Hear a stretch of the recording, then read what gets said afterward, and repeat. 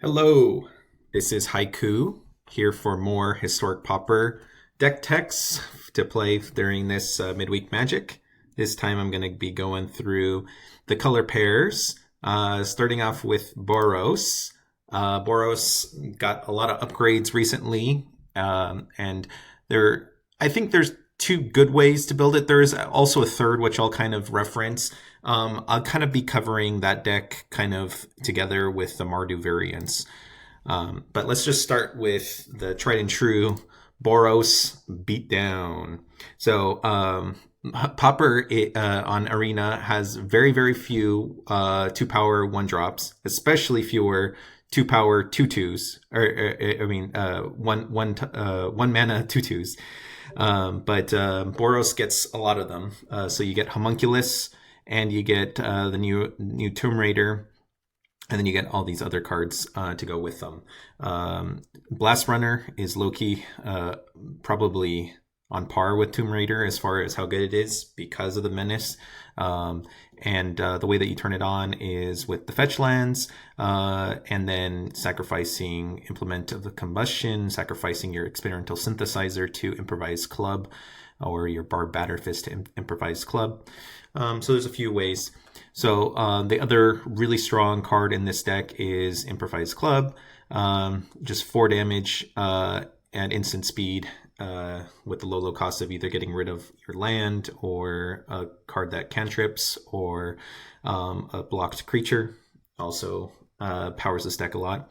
And then you get efficient burn spells. Now, one issue in Pauper on Arena is there's no Lightning Bolt legal. So you either play 1 mana for 2 damage, which is Shock and Pillar of Flame, or you play 2 mana for 3 damage between Incendiary Flow, Lightning Strike, and there's also Royal Eruption. You're never able to kick this card, so it's strictly worse than these two, but it's another consideration if you want more burn.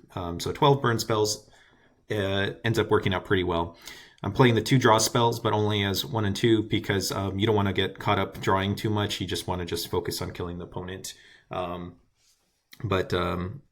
a burn deck refilling their hand for 2 mana is pretty good.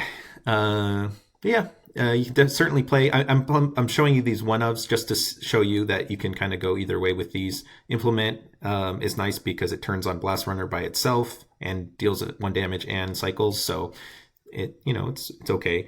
Batterfist is fine if you want to go up a little bit on the mana cost.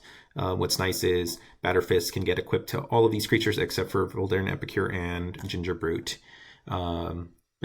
Very, very solid deck. So one nice thing that Blast-Runner enables is it actually encourages multicolor aggro decks. So red pairs really well with, it pairs well with blue, it pairs well with white, green. It pairs well with everything because of this card. Especially the neighboring, the allied colored pairs of green and black, because then you get 8 of these fetch lands. You could play Terramorphic Expanse and Evolving Wilds, but I decided that 8 was kind of my maximum, and I wanted to play with bridges to turn on Goblin Tomb Raider. That's the fast version. And then the slower version is utilizing the power of Skyfisher, or the synergy between Skyfisher, Bouncing Synthesizer. It's just a very, very excellent draw engine, draws through your deck.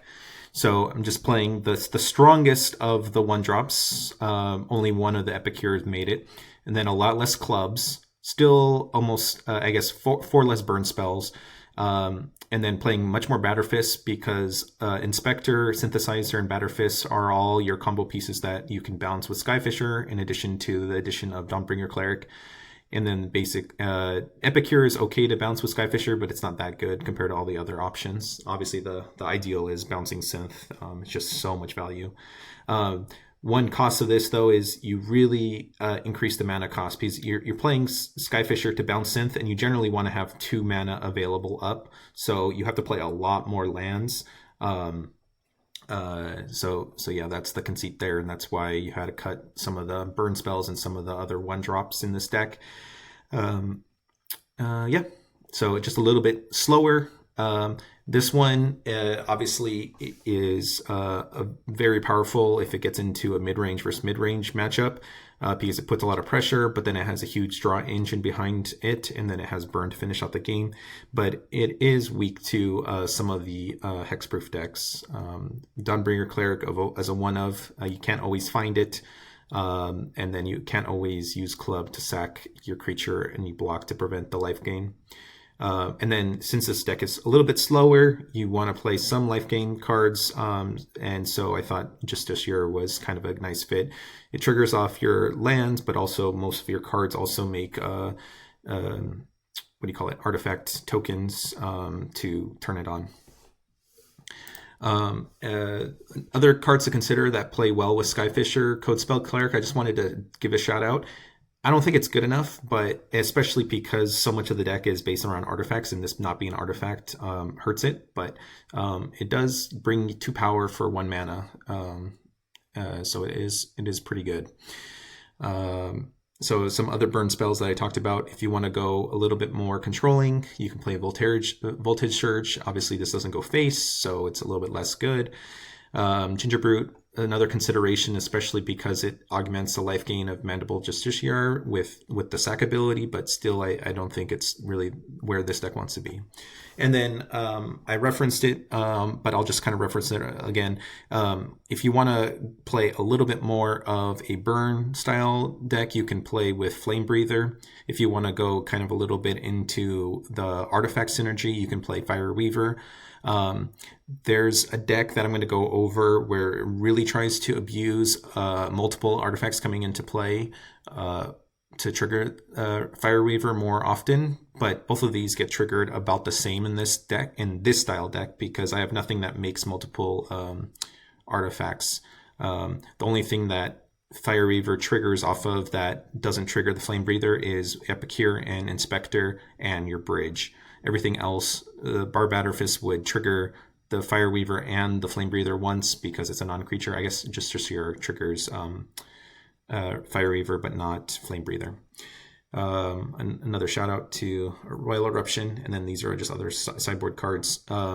Ichor Wellspring obviously plays well with Improvised Club, Skyfisher, and Voltage Surge if you go that route. But I think that's just too slow for this style deck, and you just want to stick with Synthesizer alone. Synthesizer is just so good. I mean, when you compare these two, just when it leaves the battlefield effect is just so much better than Ichor Wellspring's effect. And then Sunship Militia is a new card. It's another consideration if you want to go up the chain, which again, if I have time, I'll go over the Mardu version of Fire Weaver decks. They also use Sunship Militia. Basically, they kind of play black and red. They're base red, and they play kind of smattering of white and black cards to augment the plan. All right, so hopefully you guys enjoy the Boros Legion conquering historic Pauper. Very fast and efficient decks. I would even say that this has more tools and stuff, even the aggro one, to beat mono red aggro, even though it has a lot of tap lands. The benefit of the sack lands to Blast-Runner kind of pays off, and I think puts this deck slightly above that other deck. All right, well, enjoy playing them. Bye-bye.